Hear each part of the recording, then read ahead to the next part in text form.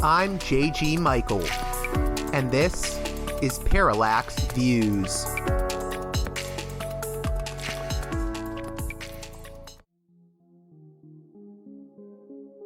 Hey there, Parallax Views listeners. Before we get to this edition of the show, I just want to promote Wall Street Window, a website maintained by Mike Swanson that provides valuable insights on both financial markets and geopolitics.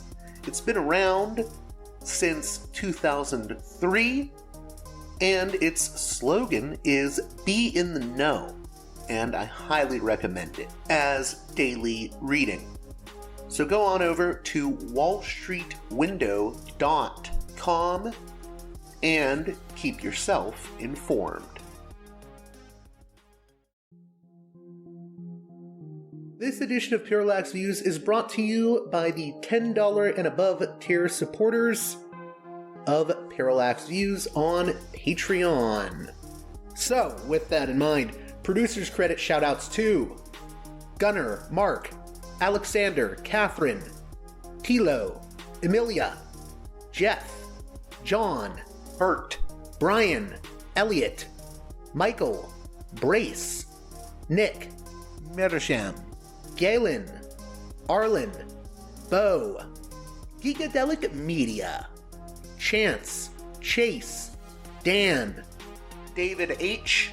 Y. Kellerman, Sadeed 13, Kathleen, David, Ava, Bob, The West Bank Robbery Podcast, Jamie, Enoch, Gary, Max, Ishtofer, James, Martin, Matthew Ho, Brian, Nobody, Thomas, and Dano. And now on to the show. Hey there, Parallax Views listeners. On this edition of the program, we've got a double feature for you. Later on in the show, we'll be speaking with law professor Richard Abel, author of the book How Autocrats Seek Power, Resisting Trump and Trumpism. It's his third book in a trilogy on the issue of autocracy and autocrats. But before we get to that, I'm going to be speaking with Karen Dolan, a fellow at the Institute for Policy Studies, who heads up that institute's Criminalization of Race and Poverty project. Karen joins us to discuss the policies of Joe Biden heading into the election season and the differences between his policies on economics when compared to his policies on, say, the border or Gaza. All that and more in the conversation to follow with Karen Dolan.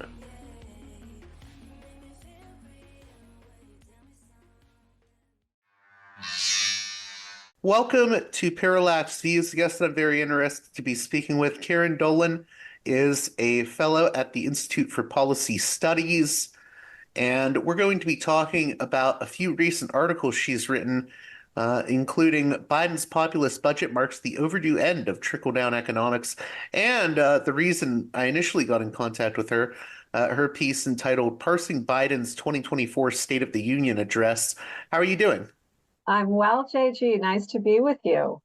So in this election season that we're getting into now, where do you think we should start? What are the issues you think that matters the most right now? I think we want to look at what is the kind of future we want for ourselves, for our children, for our grandchildren, and what are the policies that will get us to the place where all of us are thriving, where the planet is secure, where people around the world aren't dying, where hunger is solved at home and abroad. I think those are the kinds of issues, those are the values that we all hold that should be driving our decisions. In regards to the article you wrote on The Hill, Biden's populist budget marks the overdue end of trickle-down economics.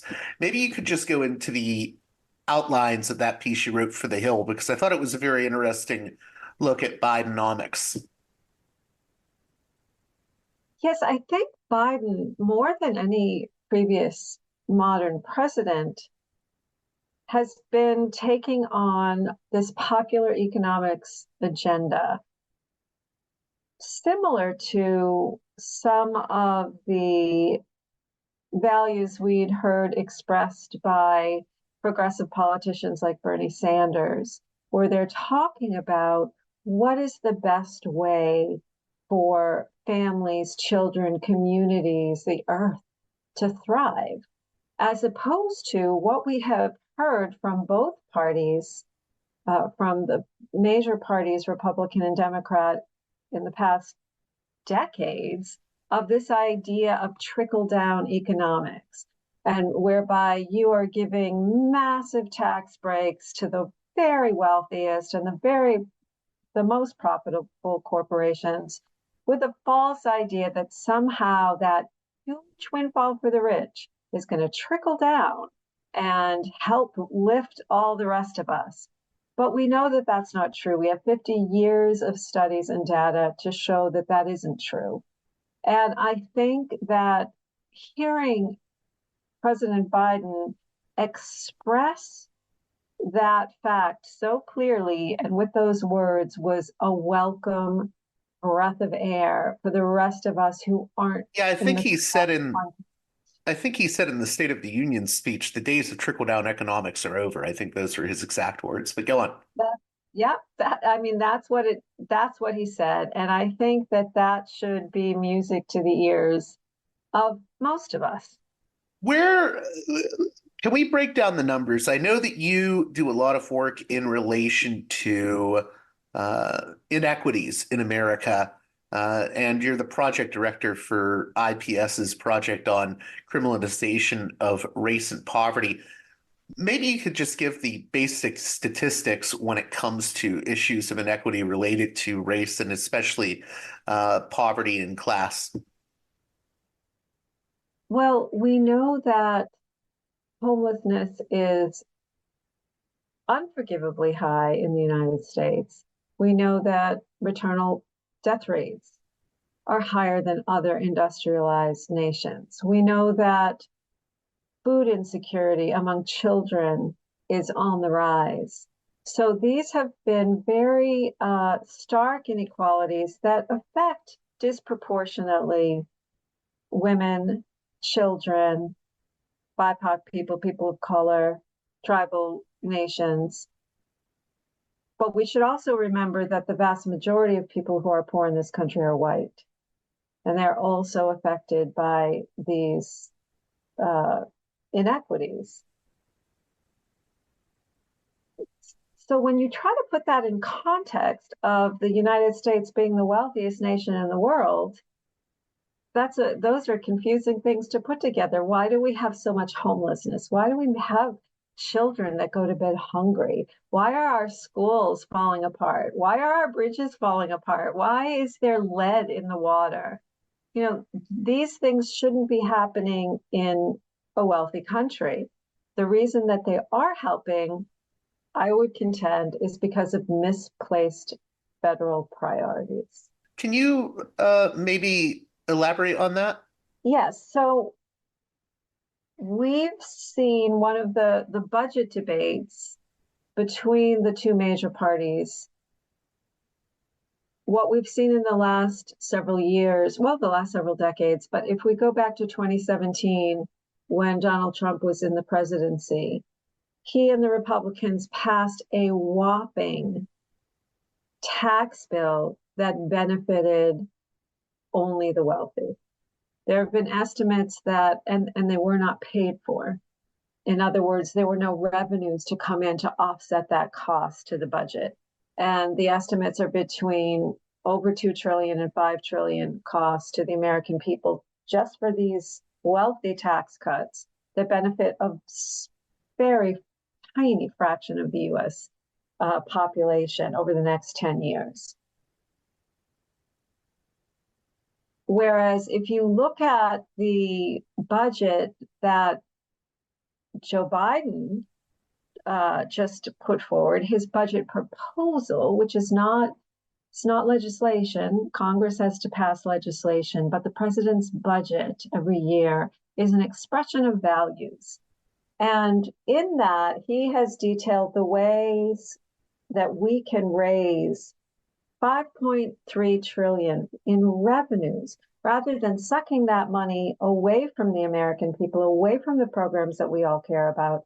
He is proposing ways to raise 5 trillion in revenues in order to invest almost 2.5 trillion in us, in the American people.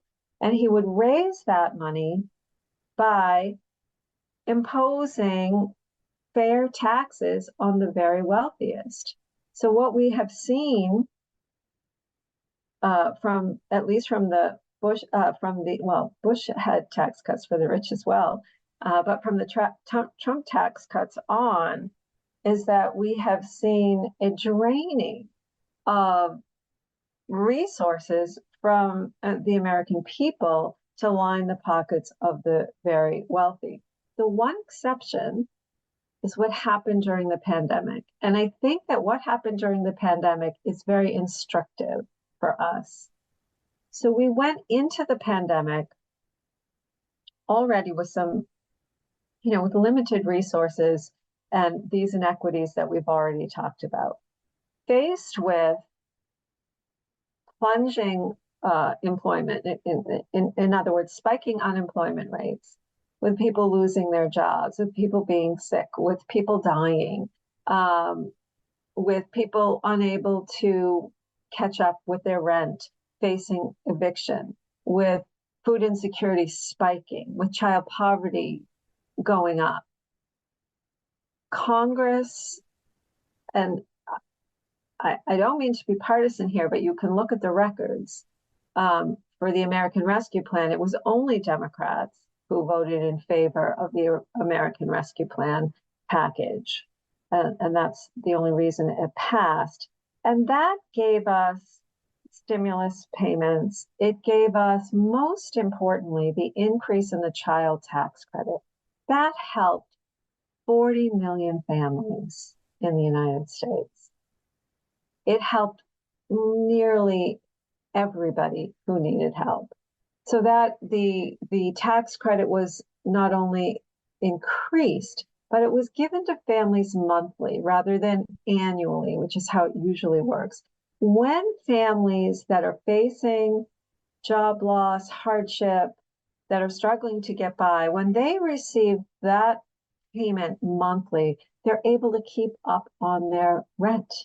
They're able to not fall behind on utility bills, on cell phone bills. If the car breaks down, they're able to fix the car. If the child needs new shoes for school, they're able to do that.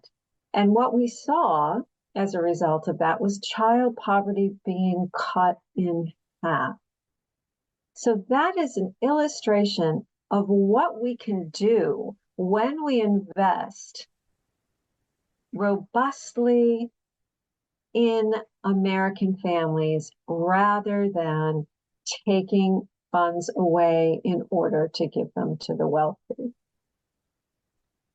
When it comes to, I wanted to talk about two separate issues, maybe the misperceptions people have about both issues. And the first issue was the issue of taxation, and especially taxation of the ultra wealthy. What do you think people have to understand about, taxing the wealthy, and what do you think are some of the arguments that need to be knocked down when it comes to people arguing, if we tax the wealthy, they'll just move their business elsewhere? I think these are the kind of arguments we hear from people that don't want higher taxation on the wealthy. Maybe you can push back on those arguments. Yes, I think that we can all understand that corporations don't want to pay taxes. Right. So the threat is, if I have to pay taxes like everyone else, I'm going to move my companies. And of course, a lot of corporations do that. They park their corporations and their profits in countries with lower tax rates. However, that is that's taking investments out of our country. That's something where then we don't have the money to invest in roads, in bridges, in water, in schools, and all of the things that we value. Now, for the corporations in the United States, many of them are getting away with murder, figuratively speaking, in terms of not paying any taxes at all. You and I have to pay taxes. We don't get away with paying no taxes at all. The average person on the street doesn't get away with paying no taxes at all. And if you want to hear, just recently, at the Institute for Policy Studies, my colleagues, along with Americans for Tax Justice, Tax Fairness, put out a study where they look at the corporations who are not only not paying any taxes, they're getting tax refunds. Meanwhile, they're paying their CEOs exorbitant amounts of money. So for one example, Tesla, they have a 5-year executive pay that adds up to $2.5 billion. 5-year US profit, $4.5 billion. 5-year federal income tax, negative $1 million. Negative. T-Mobile, same thing. They have a negative $80 million. Netflix, they are paying $236 million over 5 years, but that's on a profit of $15.1 billion. So I think anybody can understand the unfairness of that. Especially when you look at the numbers themselves, like you just did. That's right. When you really look at the numbers, the billions of dollars in profit and the millions to billions in CEO pay. And then you realize that so many of these companies are paying nothing, and in some cases taking advantage of tax loopholes that need to be closed. They're taking advantage of loopholes that you and I don't have the advantage to take, and they're receiving refunds, which is really our money. Now, another thing to look at that is sucking our money is the Pentagon budget. So the Pentagon budget is, $1 trillion per year. At the same time, the proposals are to cut things that have helped us, the child tax credit, the, education funding, food programs, nutrition programs, childcare, Pell Grants, infrastructure, climate, green energy, you name it, any program that is beneficial to us. There is a strong push from many wealthy donors, corporations, ultra-conservatives to cut the programs that benefit us in order to more and more and more line the pockets of the wealthy. So Biden has proposed some very modest tax reforms for the people who are currently getting away with paying little to nothing or getting unjustly our tax money. Same thing with the Pentagon. Why are we spending that much there? So the average taxpayer, we're spending $5,000 per year of our tax money to corporate, to the arms producers, to defense contractors who are making huge profits. Why do I have to subsidize them?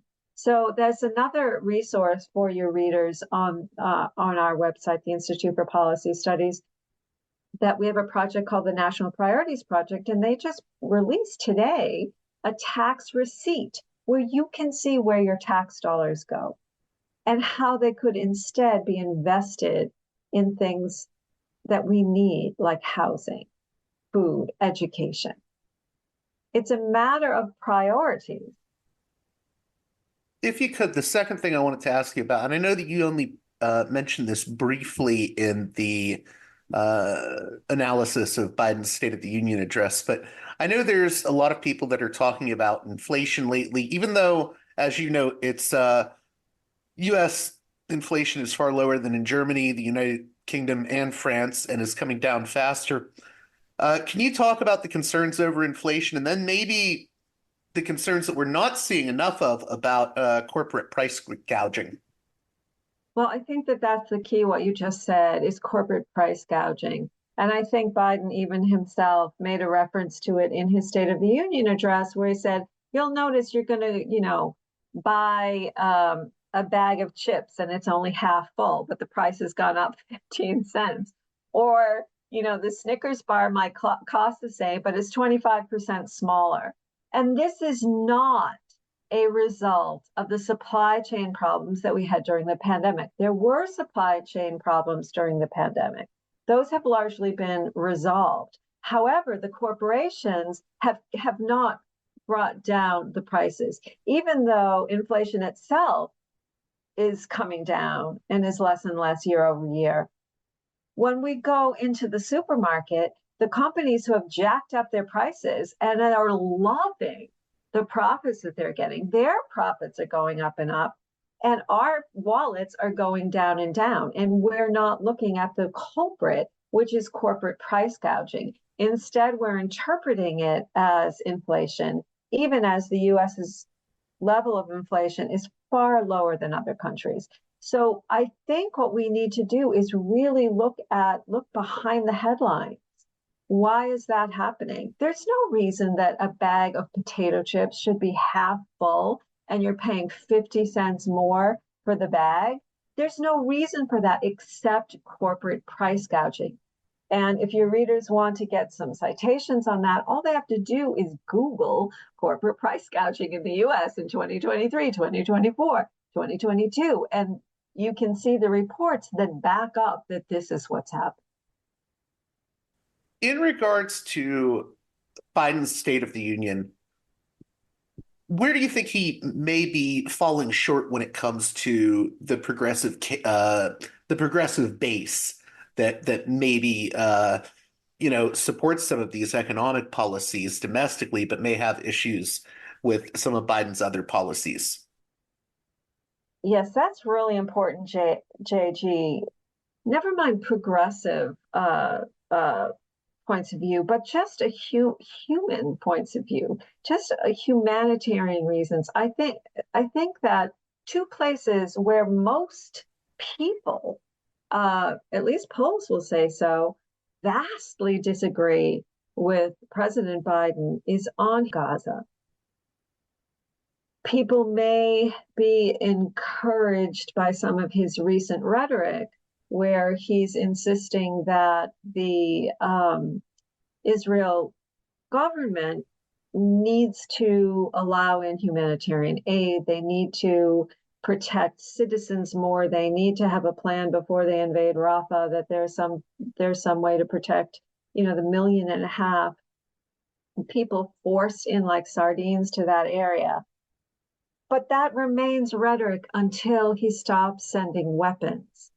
You can say that out of one side of your mouth, but you're sending the bombs that are killing these people. You're sending the weapons. Whereas the American public polls across the board, I mean, more so among Democrats and independents, but also large numbers of Republicans don't like to see this slaughter, and that our tax dollars are supporting it. When we were talking before about what happens with our tax dollars, well, one of the jobs of this massive Pentagon machine is that we're funding the very bombs and fighter jets that are killing tens of thousands of innocent Gazans. So I think that that's wildly out of step. And then the other place where I think that President Biden is also wildly out of step is his rhetoric around immigrants. Most people in this country, and polls will back it up, believe that immigration and people who've immigrated to the country are important to the fabric of our nation. Diversity is important to the fabric of our nation. Our children going to school with all kinds of kids and being exposed to all kinds of cultures is important. Our frontline workers are immigrants. We know, so many millions of us are immigrants ourselves. Our families are immigrants. We have a sense of decency and humanity. And I think that when President Biden talks about immigration at the southern border, he leaves out the humanitarian aspect of it, and he ignores what the vast majority of us are saying. On top of that, from a practical point of view, the Congressional Budget Office scored that if we restrict immigration, we stand to lose about $7 trillion in GDP in the next 10 years. So not only is immigration vital to us as a society, as people, as the kind of nation and community, neighborhoods we want, immigration is vital to our economy. It's vital to our well-being economically as well as psychologically and as thriving human beings. Before we start closing out, is there anywhere on domestic policy that more progressively minded people may argue that Biden is falling short on? Or where do you just think domestic policy, especially economic policy, has to move going forward? Can it be pushed further? Yes, well, I think one place where that's very clear is with regard to green energy. So Biden has gotten a lot of credit, and in some instances, rightly so, for some of his green energy policies in the infrastructure bill specifically. But if you look at the details in that, there's still a lot of green energy programs that are conditioned on expansion of the fossil fuel industry. So I don't know. I think that people are missing they're looking at the headlines, but whether the headlines are good or bad, regardless of what party it is, read the bill, go behind it, really look at what that's saying. He should be banning exports of crude oil. He should not allow expansion of fossil fuel. You can't really say you're addressing climate change by funding some green energy programs, but they're contingent upon expanding fossil fuels. So I think that is one area that we really need some pressure on whichever party is in power. And just finally, economically, again, I mentioned earlier how important the child tax credit expanded, made monthly, and made refundable all the way down to the people who are the poorest in our country. Right now, the poorest people, the ones who need it the most, don't receive the child tax credit. That may be a surprise to a lot of people. Joe Biden has proposed that restoring the expanded tax credit during the pandemic to restore our current child tax credit and earned income tax credit programs to those expanded levels in his budget. Right now, there is a tax bill in Congress that would expand it somewhat, and it would help an extra 16 million people. But remember, the people that were helped during the pandemic were 40 million families. So I think that if we really want to address poverty, we should all be pressuring and demanding that we want the full pandemic era expanded child tax credit, and then the earned income tax credit for adults, low-income adults who don't have dependent children at home. When you get the two of those together, that's very important. And one other thing I would mention, that people should also look at what are the conservatives proposing. They are proposing cutting Medicare, cutting Social Security, cutting Medicaid, cutting all of the social programs I just talked about, cutting Pell Grants, cutting education. Cut, and not little cuts, massive cuts. But why? So that they will have that money to extend Trump's tax cuts. So look at the values. Do we want to be a nation that simply lines the pockets of the wealthy, or do we want to be a nation that invests in families and communities and the planet? Well, Karen, I think that's a great note to end on. Is there anything I missed or anything you want to go over here just in the last minute or so that I didn't get to? And how can my listeners keep up with your work? I think you were very thorough, Teji, so I don't have anything to add. People can look at our website, ips-dc.org, for a lot of the studies that I mentioned today in the podcast. And they could follow me on Twitter/X at Karen Dolan. And thank you so much for having me. Next up, UCLA law professor Richard Abel joins me to discuss his latest book, How Autocrats Seek Power, Resisting Trump and Trumpism. We'll be discussing a lot of different issues, but this book in particular hones in on the events of January 6th and the lead up to that moment.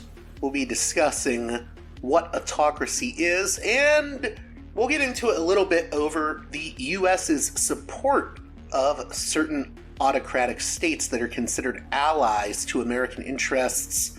I think this is a good conversation. It's not really a debate. I have in the past voiced skepticism over trying to talk about the world in terms of freedom versus autocracy. I think there's a lot of states that we support that are autocratic, and I think we need to self-reflect on that as Americans.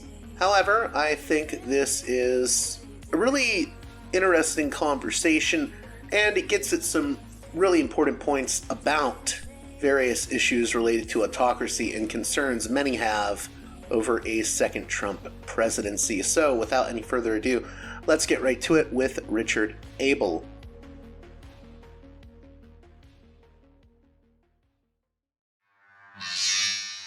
Welcome to Parallax Views, a guest that I'm very happy to be speaking with. Richard Abel is Michael J. Connell Distinguished Professor of Law Emeritus and Distinguished Research Professor at UCLA, and he's the author of a trilogy of books about autocracy and Trump.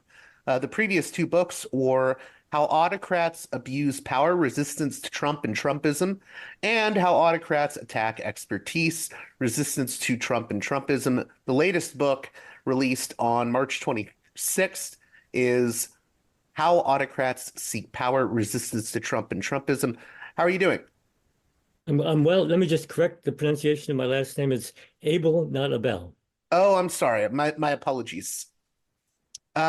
So maybe you could give a little bit of your background. You have a very interesting background involving writing about South African apartheid and whatnot, and you even have a book that was prefaced, I believe, by Nelson Mandela. Well, I'm happy to do that. And let me start by saying, of course, I'm very proud and honored by Mandela's preface, and therefore I'm appalled by the fact that Trump has said, I am ready to go to jail in defiance of Judge Merchan's gag order, just like Nelson Mandela. I can't think of two people who are less alike than Mandela, who spent 27 years in prison in service of the struggle against apartheid, and Trump, who is openly racist. His most recent comments are, why don't we have more immigrants from Denmark, Norway, and Switzerland? Why do we have to have them from countries like Yemen? So let me give you some background about how these books came about, and I'm happy to start with the South African experience. So I went to South Africa 3 or 4 times in the late 80s and early 90s, before the transition to apartheid, before the transition to democracy. And my concern was to try to understand the ways in which lawyers, and the legal system assisted the struggle against apartheid. That was a triumphant story. It was really an extraordinary success. And what Mandela writes in the preface is that it was the fidelity to law and the rule of law that permitted a peaceful transition to a democratic society. Okay, so I wrote that book. Then I was struck by the fact, let me tell the story the following way. In May 2004, I was driving back from the Grand Canyon. It's a long, straight stretch through the desert on I-10. And I was listening to a Weekend Edition on NPR, which was interviewing Seymour Hersh, who had just broken the story of Abu Ghraib in a series of New Yorker articles. Well, I was struck by that as millions of Americans were, but I had a personal interest because Sy had broken the story of My Lai 30 years earlier, which had a powerful effect on ending the Vietnam War. And Sy's my brother-in-law. So I've been following Sy's investigative reporting now for all of my life and much of his. So I decided that I had to write a book about whether or not America, confronting a threat from the atrocious 9/11 attacks, was going to preserve the rule of law in fighting what it called its war on terror.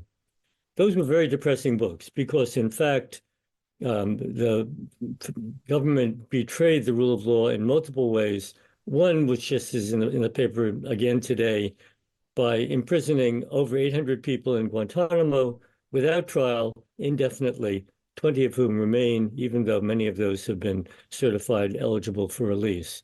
So that was a very depressing book. Those books were completed in 2018.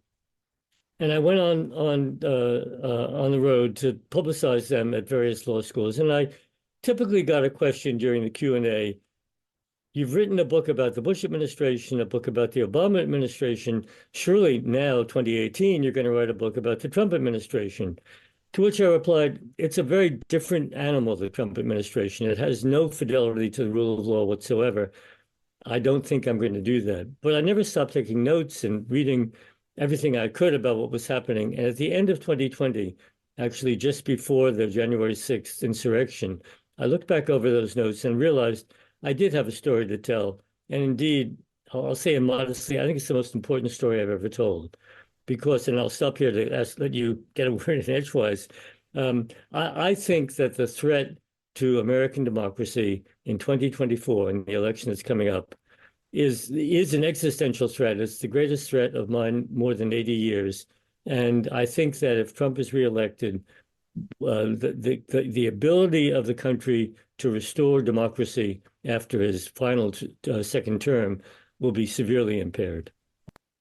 I have a two-part question for you. And this is very important to me because I don't think we should overlook the Bush and Obama administrations and what we saw during the war on terror, especially at a moment like this where the Middle East is back in the news. What do you think? Well, what were your criticisms of the Bush and Obama administration? But then why do you consider those administrations different than Trump? Okay, my criticisms were multifold. I wrote about the following issues, and these were chapters. The two books are called Law's Wars and Law's Trials, and they dealt with the following issues, among others. They dealt obviously with the imprisonment in Guantanamo, and there the legal system really failed. The Supreme Court declared that the Guantanamo detainees had a right to habeas corpus. They brought the habeas corpus petitions in the district court in D.C. They won many of those petitions, and they were reversed on partisan party lines by the District of Columbia Circuit Court. So that was an unhappy story. I wrote about torture. There was no question but that detainees were tortured. Most recently, this was being discussed in Lithuania because they still have the prison where the torture occurred, but also in Guantanamo, in Abu Ghraib, and in other places. And there's actually a case that is going to be heard in the Circuit Court in D.C. now, brought by the Center for Constitutional Rights, challenging that torture. But it's 20 years, and it's a long time to bring that challenge. I wrote about electronic surveillance, which Edward Snowden had exposed, and which was mammoth in its extent. And Congress is about to revote authorization for those forms of electronic surveillance. I wrote about civil liberties violations, and there were multiple violations. For instance, the roundup of hundreds, indeed thousands, of people with Arab last names, again detained without trial and often deported with no due process. So indeed, in most of those respects, the efforts to preserve basic rule of law principles were largely unsuccessful, but the courts adhered to those principles, and neither the president nor Congress denounced them. In fact, Congress passed a law outlawing torture. So The evils of those two administrations were egregious. They deserve condemnation. That's why I wrote the books. But the system, by and large, responded. We have remedial mechanisms. We have corrective mechanisms. We have the separation of powers. And we had someone like John McCain, who had himself suffered years of torture in Vietnam and who became a strong anti-torture advocate. You don't have that kind of party line crossing today. The Republican Party has basically pledged its fidelity to Trump, who possesses so much power with his grassroots that people are terrified. Republicans in Congress are terrified of being primaried and basically have kissed the ring. Mitch McConnell, who has said first he said, I will never speak to that man again after January 6th. Then, but now he says he is going to vote for Trump, even though he's not worried about being primary because he's going to leave Congress at the end of his term. I think that leads into my next question, which is, so this trilogy of books you have, it's all about autocrats. And I hope this doesn't sound like a dumb question, but maybe we should deal with what is an autocrat? What is autocracy? Not a dumb question at all, because it's not a term that was in play really until the last couple of years, because we believed in America that we were exempt from the threat of autocracy. We know of its existence in other countries, Russia, China, Hungary probably today, Venezuela, Cuba. I mean, there are plenty of countries you can name that are clearly autocratic, but we, with a history of more than 200 years of democracy, thought we were exempt from all of that. An autocrat is a leader, typically the chief executive, who believes and I'll use the gender term because I think they're all at the moment men and have been historically, who believes he's exempt from any kind of constraint on his power, doesn't believe in separation of powers, doesn't believe in the courts, doesn't even believe that he's responsible to a legislature, believes that his power is absolute. And Trump has said that. He said, jokingly, he says, on day one, I'm going to be a dictator. But a dictator on day one is likely to be a dictator on day two and for all of the 4 years that follow it. And he has said that in moments of crisis, which he claims we are in now, the president is not bound by regulations, is not bound by laws, and indeed is not bound by the Constitution. That's an autocrat. So for me, the reason for writing these books is that I wanted to see whether the self-corrective mechanisms that have stood us in such good stead over 200 years are still viable.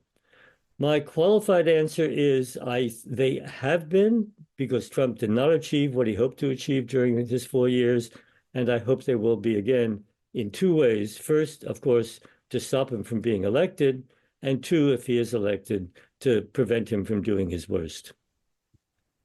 With regards to one of the most important aspects of this book, I wanted to talk about January 6th. I think, we saw the images, the riots, the insurrection. What do you think the most important points are to understand about January 6th, and maybe take us through the nitty-gritty of the case?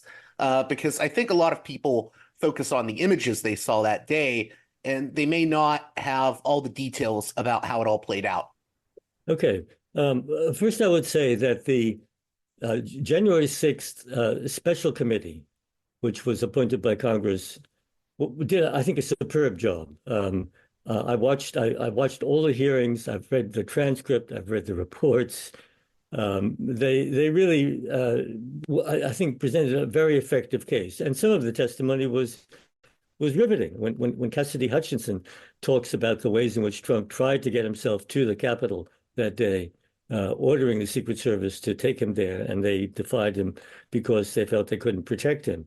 Or the two black election workers from Georgia who talked about the threats and the reason they had to flee their houses when they refused to do the bidding and insisted on counting votes. Okay, the events themselves were truly horrifying.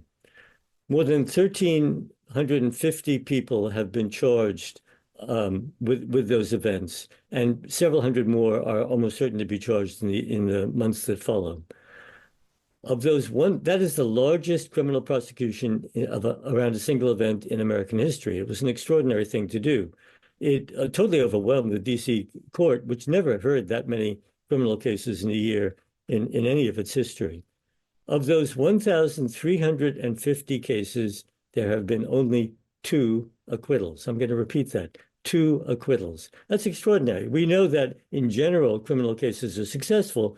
Most criminal defendants plead out. But that level of success is again, unprecedented.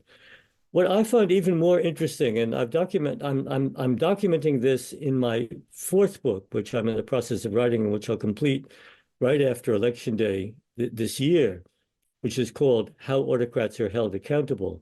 I looked not only at what the outcomes of those cases were, but the very interesting data, which was reported extensively in the Washington Post, about the oral statements that the judges of the DC district made in the course of handing down sentences. So during the sentencing procedure, the defendant has an opportunity to speak to the judge, to admit error, to beg for mercy, whatever, and the judge has an obligation to say something about why he or she is passing sentence.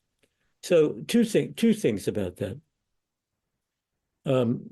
First of all, let me go back a step. What I did in the 3 books about the Trump administration, as in the 2 books about the war on terror, was to pose and answer the following question. Federal judges at all 3 levels of the federal judiciary, the Supreme Court, the courts of appeal, and the district courts, do federal judges, in deciding these highly fraught political cases, do they decide along party lines?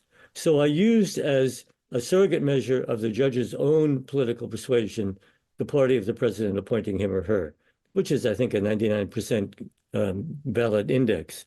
And then I asked, was the judge voting in favor of the administration or voting to curtail the administration because of the Constitution or other aspects of legality? In the war on terror cases, the correlation was 0.01. I'm sorry, 0.01.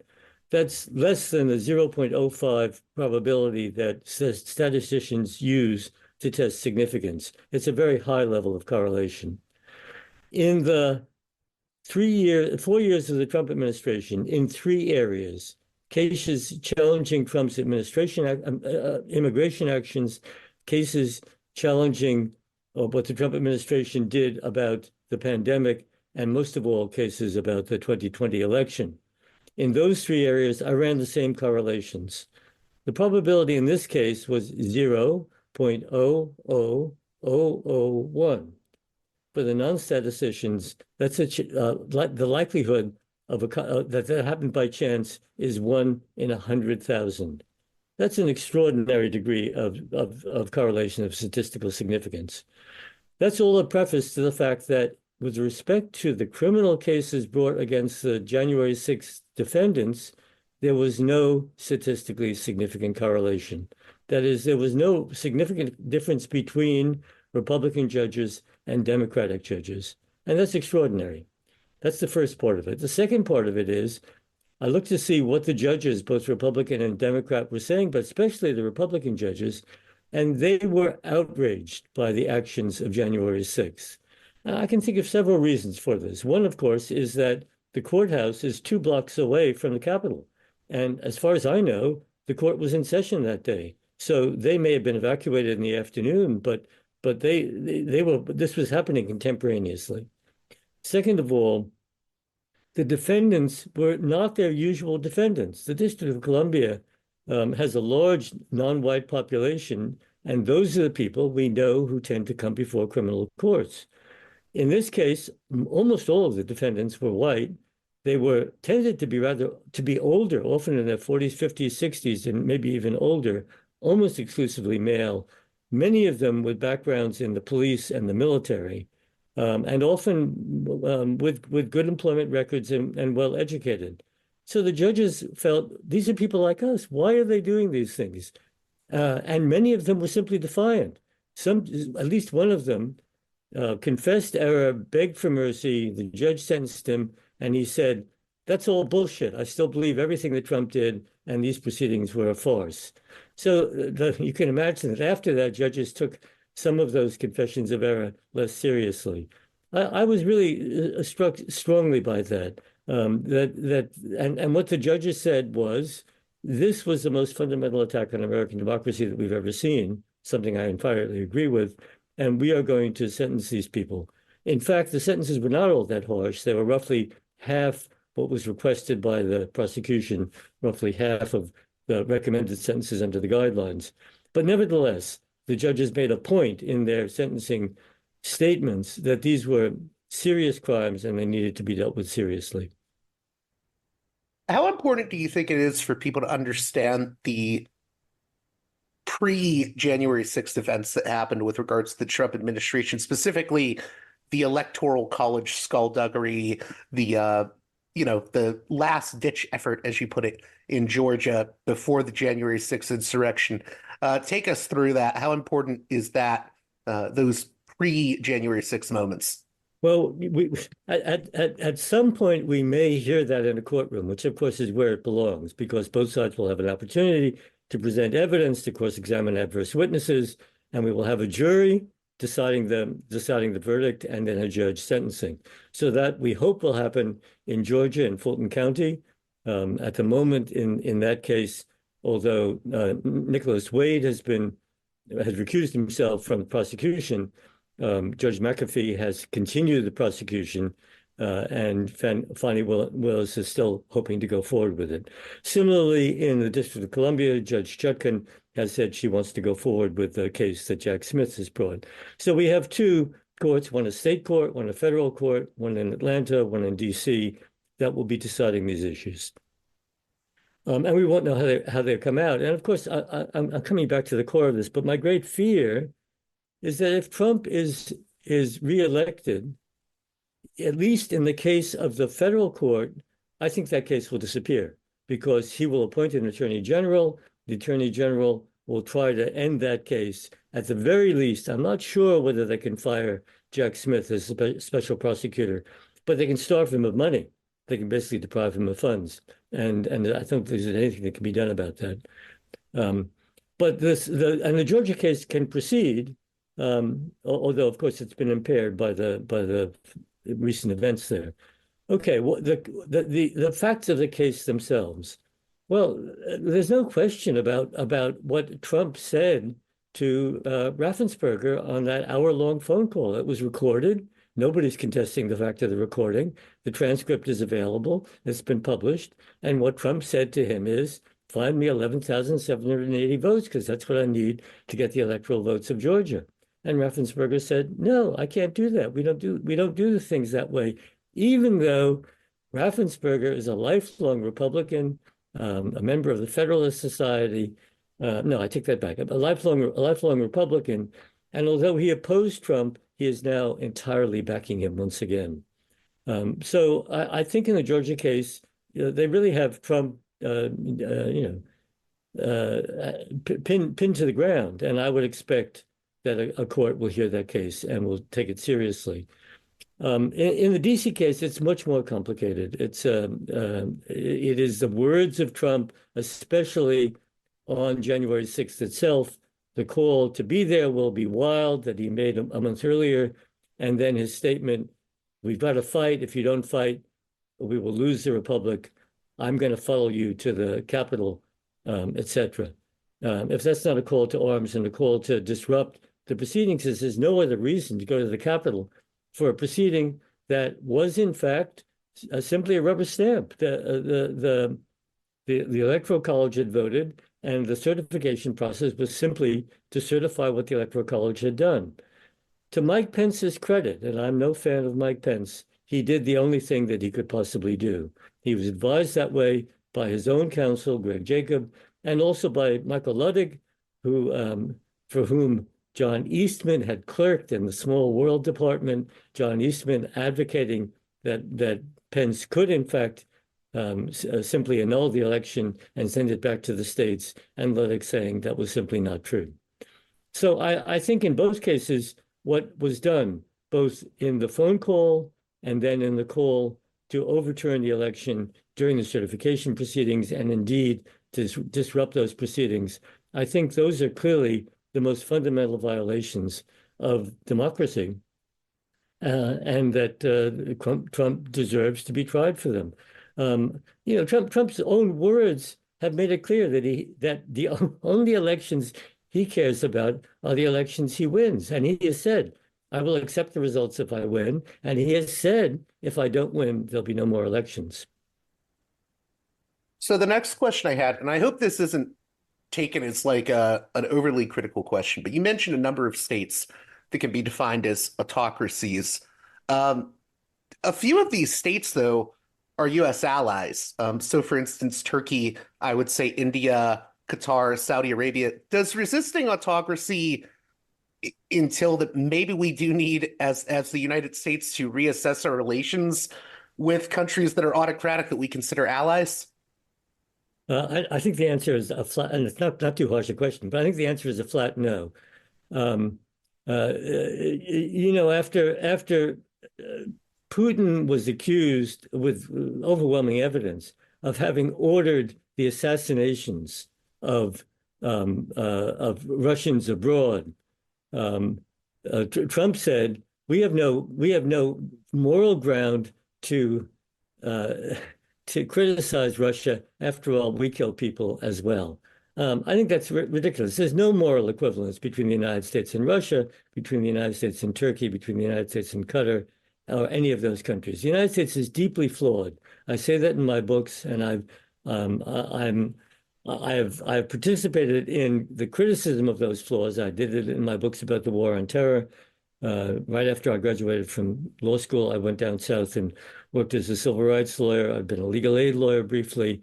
I am as critical, I think, as anybody in legal academia of the record of American democracy, but it remains a democracy, which means that there are corrective mechanisms. It's those that I want to preserve. No, I agree with that. I more so meant, should the U.S. also be critical of these ally states that, I mean, like Turkey is considered an ally. I still think we should be critical of them, though, because they're autocratic. Do you think that's fair? One can answer that question on grounds of basic morality, where I think the answer would be yes, and then on grounds of strategy. How effective are those criticisms going to be?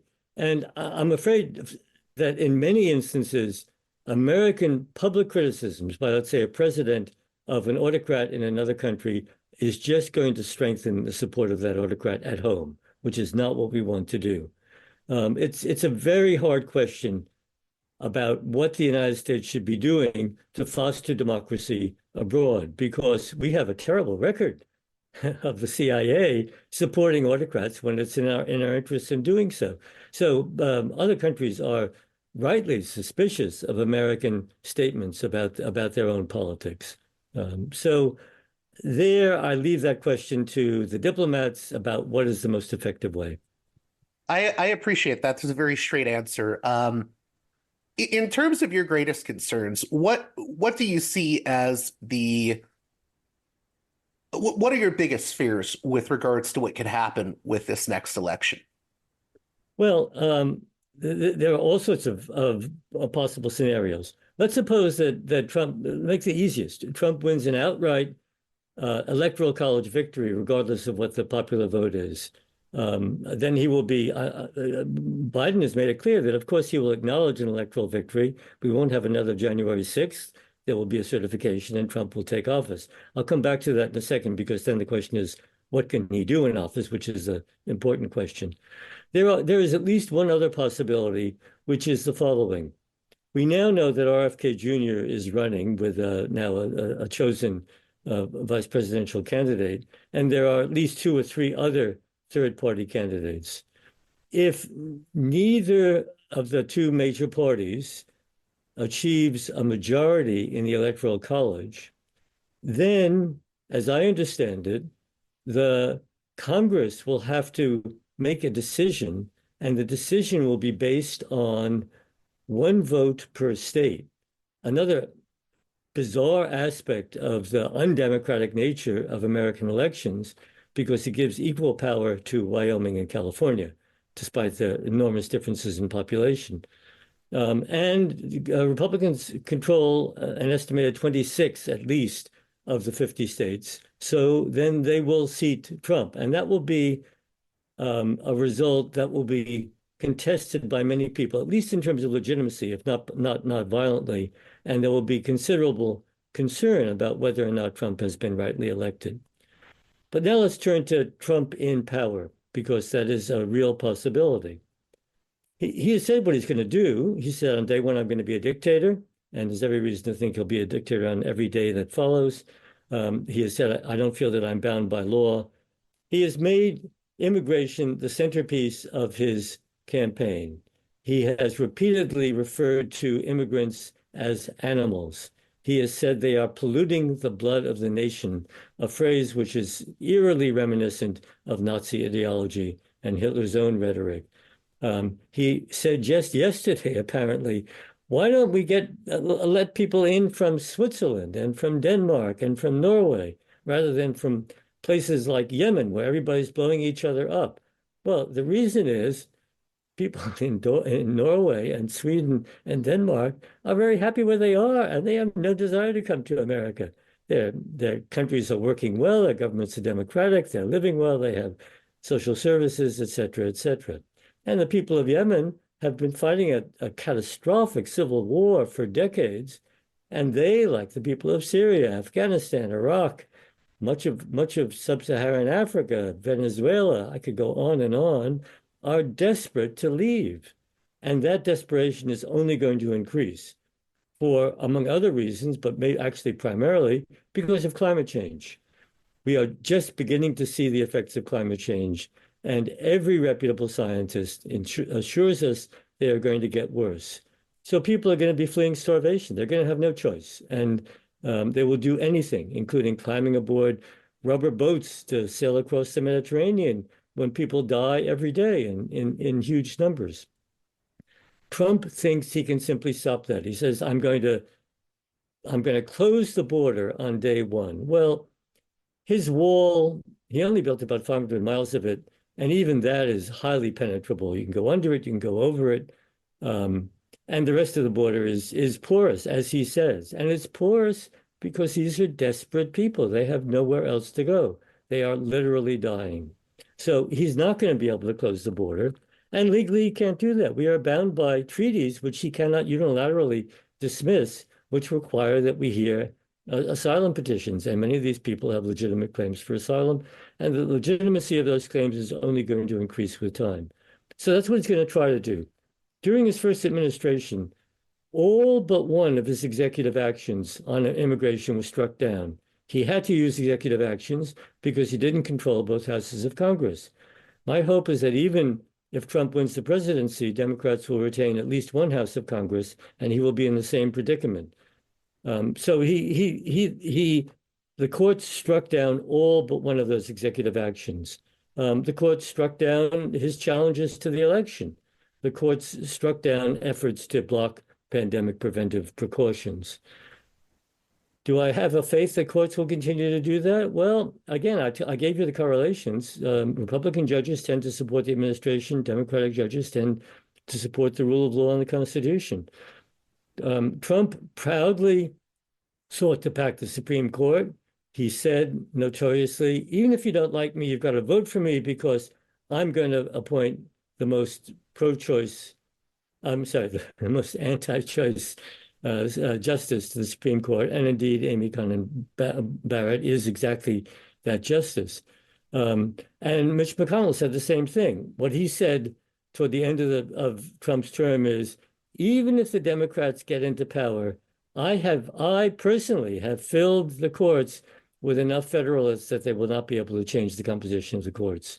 So we are dependent on the courts, and the question is what happens there. Do you have time for a few more questions? Yes. You mentioned the Federalists there. Can you talk about the Federalists and their vision for governance and how this ties into Trumpism? Yes. Well, the Federalist Society has been an extraordinary success story for conservatives. It is heavily funded, And it is a pipeline from law school to a clerkship, to a court, and ultimately to the Supreme Court. So almost all of Trump's appointees were members of the Federalist Society, and that has been extraordinarily effective. Democrats have nothing equivalent to it. I actually was in Boston last week talking to the American Constitution Society chapters at Boston University and at Northeastern. And I got a good turnout, and I was pleased to talk to them, but they are not the kind of powerhouse the Federalist Society is. So the Federalist Society has been very successful. It claims to have a philosophy of judging, which is originalism and strict constructionism. That is simply a matter of convenience. Many of the decisions that are made by Federalist Society judges violate those principles in the most fundamental ways because that's not what actually governs their decisions. So the Federalist Society is a closed group, ideologically self-contained, and it guarantees advancement for those who choose to join it. And they have successfully packed the federal judiciary. There was one more thing I wanted to ask you about, and this is related to the book, but I don't think dealt with in the book. There's been a lot in the news lately about this Project 2025 or the Presidential Transition Project. It's led by the Heritage Foundation, and it's done in collaboration with Turning Point USA and other conservative organizations. And I mean, this is like a maximalist version of unitary executive theory being promoted in Project 2025. Can you speak to, if not that specific project, just the ways in which Republicans are pushing for really, outsizing and really growing the strength of executive power over pretty much everything else, it seems like, and calling for just slashing of the DOJ funding, dismantling the FBI. I mean, all kinds of crazy stuff is being pushed right now that seems like it's really designed to dismantle the federal government. Okay, I think you're right that it is a maximalist program. It's written significantly by Stephen Miller, who is sort of the eminence grise behind much of this. I guess he's not. He's certainly eminent within the group. He's not gray yet. He's actually quite young. What's interesting about it, of course, is that he opines on all sorts of things legal, but he never went to law school and knows very little about the law. And that's part of the reason why many of the Trump initiatives during the first administration failed, because they were legally empty. They were pointless, and they were easily dismantled. And the question is, what will happen during the second term? And of course, this is prognostication. I don't believe that my forecast is any more valid than that of anybody else. I was struck by an article in today's paper that a number of mainstream Republicans are appalled by the fact that some of their party colleagues are calling for a Trump administration that would negotiate with Putin to dismantle and dismember Ukraine and hand over a large part of Ukrainian territory to Russia, thereby confirming that Russia can wield its military power and make gains, and therefore by encouraging China to do the same in the South China Sea and in the Taiwan Straits. What I'm finding encouraging is that there are divisions within the Republican Party, and I would hope to find more of those divisions in the future. I cannot imagine all Republicans voting in favor of dismantling the FBI or defunding the Department of Justice. That's not a conservative position at all. So I think that, as we've seen on the left, and I view myself as on the left, it is also true on the right, that the more extreme the positions are, the more difficult it is to get consensus within your group. And there are likely to therefore be splits. We've seen that among some Republican-appointed judges who have defied the party and voted against Trump, and I imagine will do so again. And yet another, these are all just anecdotal, but consider the following anecdote. A large number of highly prestigious lawyers defended Trump in the first impeachment, which was about his call to Zelensky to investigate Biden in exchange for foreign aid, which I think was clearly an impeachable offense. but they nevertheless were willing to defend Trump on that. When Trump went to those lawyers in his second impeachment proceeding, now over January 6th, none of them, not one of them, was willing to represent him. That includes Alan Dershowitz, who has never turned down a client he dislikes and who is happy to reap the fees. People like Dershowitz were pocketing $100,000 a person to file pardon petitions with Trump at the end of his administration.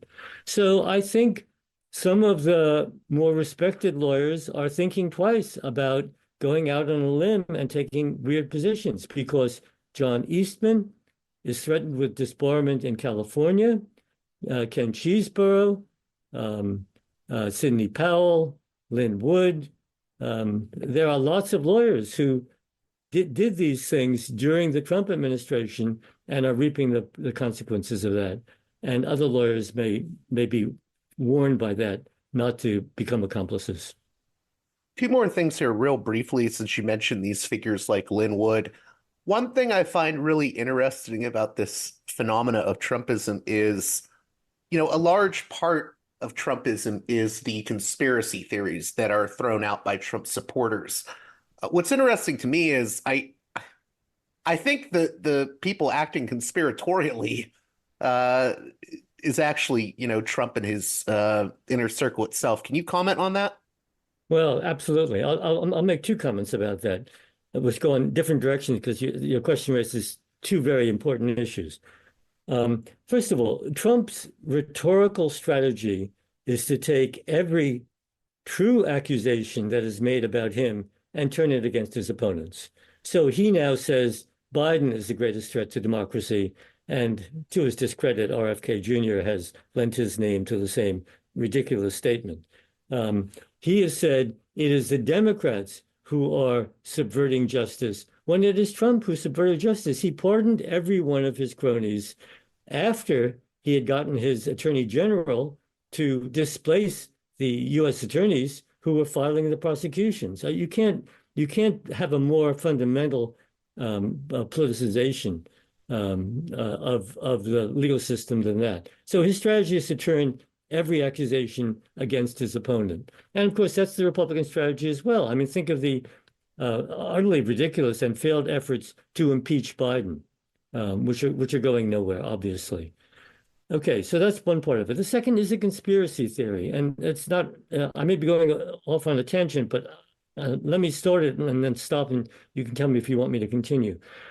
Why are these conspiracy theories that Trump and his allies promoting, including, of course, QAnon, why are they being accepted?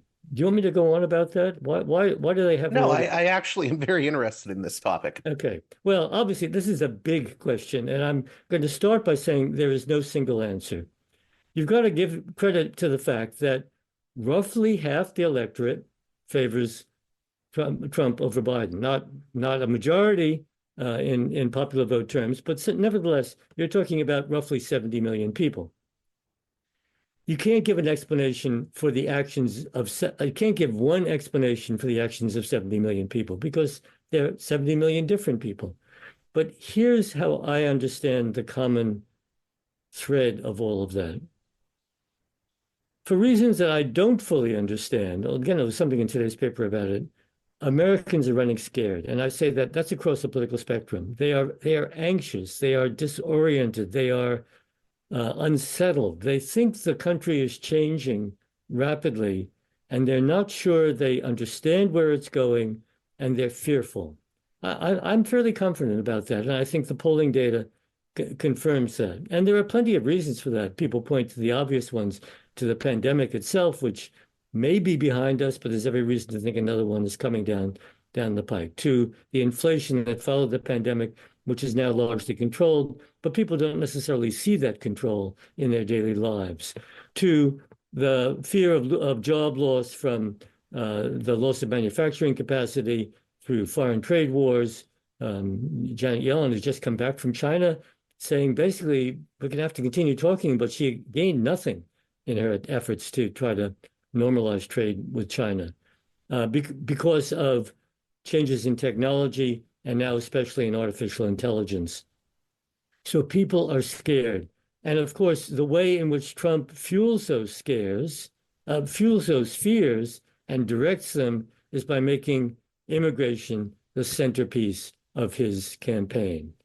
So I live in Los Angeles. I've just been in Boston and New York. I live in very diverse major urban communities.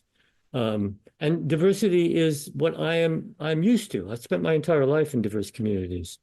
But many Americans live in communities where they know everybody face to face, where their parents knew everybody face to face, and their grandparents knew everybody face to face, and there were people who looked like them. And that's changing. It's even changing in their communities, and it's changing in the rest of the country, and it's frightening. When people are frightened, they can do two things. They can become numb and inactive and turn inwards, or they can get angry. And they look for somebody to be angry at and somebody to legitimate their anger. And that really is the statement I'm most confident about.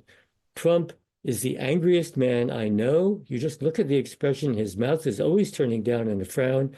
I try to do it, but I can't imitate it. And he is telling people, you are right to be angry, and I'm going to tell you who and what you should be angry at. Clean the swamp. Get rid of the deep state, and most of all, block immigrants who are destroying our country. So that lends itself easily to conspiracy theories, and it gives simple answers. People want simple answers, but of course, the answers to today's problems are not simple. No, I think that's very true. I mean, I've always said I think there are real criticisms to be made of institutions in America that may need reforming, but I don't think Trump offers that when he says drain the swamp. He's not talking about reform. He's talking about, a complete revolution in how, the US is governed. And I do think there is a difference between wanting reform and wanting what Trump wants. No, I agree absolutely. When he says drain the swamp, he just wants to put his own alligators there, and we've seen his alligators at work. Members of his cabinet who knew nothing about the subject matter and were utterly incompetent. And most of all, that's why I wrote a whole book about the pandemic, the people that he chose to listen to during the pandemic. People like Scott Atlas, who had no expertise in epidemiology whatsoever, and who said everybody should get infected. That's the best way to stop the pandemic. Had we done that, thousands, hundreds of thousands, maybe 1 million more people would have died. So Trump, trusts his gut, and then he finds people who will confirm his trust of his gut, and those are the people he's going to put in power, and that terrifies me.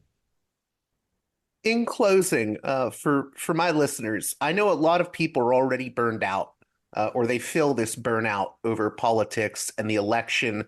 I know a lot of young people that are maybe upset with Biden over foreign policy issues, like there's a wide range of opinions on Israel-Palestine. I'm hearing some people say they don't know who they're going to vote for, or they're uncommitted. What do you want to say to those people that may be listening now that don't know where they stand, or they have their issues with Biden even though they don't like Trump? What's your warning to them, or what do you want to say to them?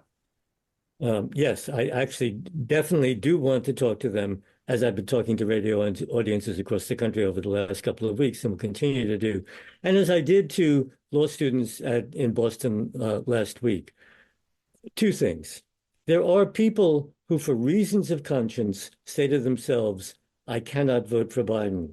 And to them, I say, I can't argue with reasons of conscience. There have been moments when I've had similar conscientious objections. And if that's the way you feel, that's the way you're going to have to act.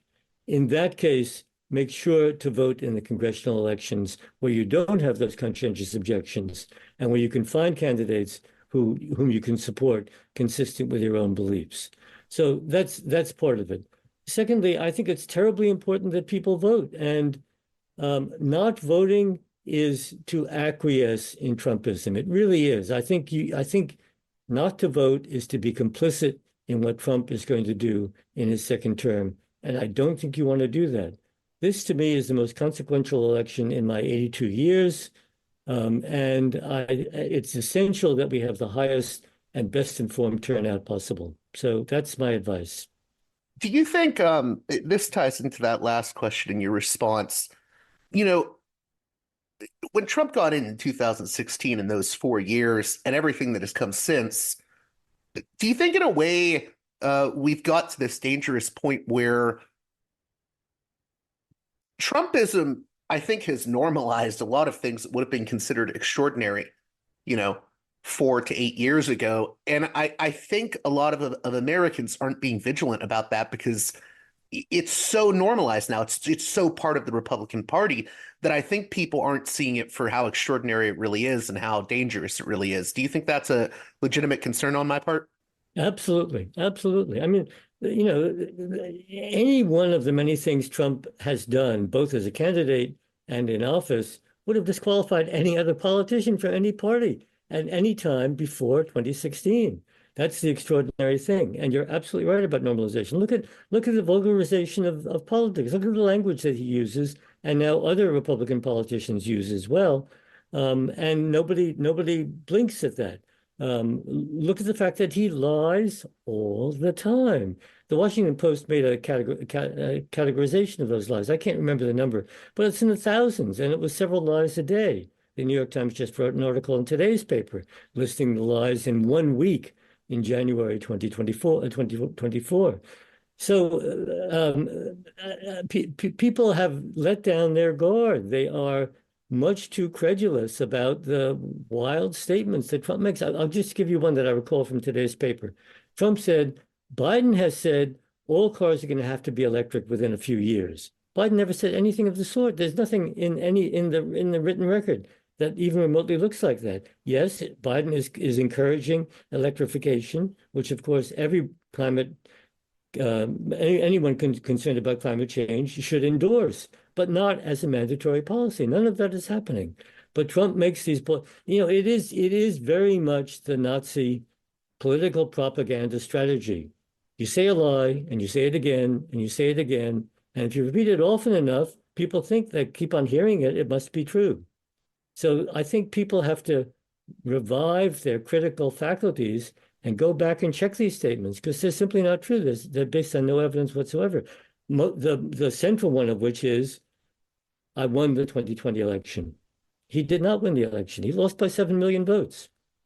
Well, Richard, I want to thank you for coming on Parallax Views. I mean, we could have covered much more ground, probably. This is your books. I mean, this trilogy makes up a lot of words and a lot of pages. So there's a million things we could have gone over. Is there anything I missed that you want listeners to hone in on when they read the books, or have we covered everything pretty well? And how can my listeners get the books? Yeah. Well, no, I think you have covered it well. Obviously, yes, there's much more that could be said. As I said, I'm writing a fourth book, which won't be out until after the election, but about the six cases that are pending against Trump, and much else that's happening in the electoral process. The books are intended to be accessible to anyone. That doesn't mean they're easy reading because there are lots of facts. I cram them with facts. That's what I'm trying to do, to preserve a record, to deal with the amnesia that has followed the 4 years since the last time Trump was in office. People have to be reminded of what actually happened, but they are readily accessible. There's no technical legal jargon. There's nothing you will have any difficulty understanding. And they're available at all the usual places, local bookstores, on the web, from Routledge, the publisher, and of course from Amazon. And they're in paper, I think reasonably priced, and I hope they reach a wide audience. Well, that does it for this edition of Parallax Views. I hope you enjoyed the conversations on this episode of the show. As always, if you appreciate the work here I do at Parallax Views, please consider supporting me on Patreon at patreon.com/parallaxviews. One more time, that's patreon.com/parallaxviews. It is you, the listener, that makes this show possible. I only have one other advertiser, the mighty Mike Swanson, but otherwise this show is entirely listener funded. So head on over to patreon.com/parallaxviews and kick me some cash. And with that being said, until next time, You've been listening to Parallax Views with Parallax Views to Parallax Views with Parallax Views. The way out is not simply to say, don't do it, just to prohibit. If nothing else, if we don't do it, others will be doing it like crazy. So, we have to confront the problem. But no, basically, I know of the great anxieties, problems, new forms of control, but it's also new forms of freedom.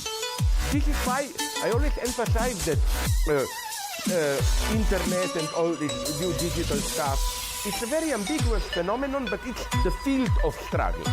New forms of enslavement, but at the same time, new incredible forms of freedom. We have to accept the fight with no nostalgia for old, allegedly more authentic communities or whatever.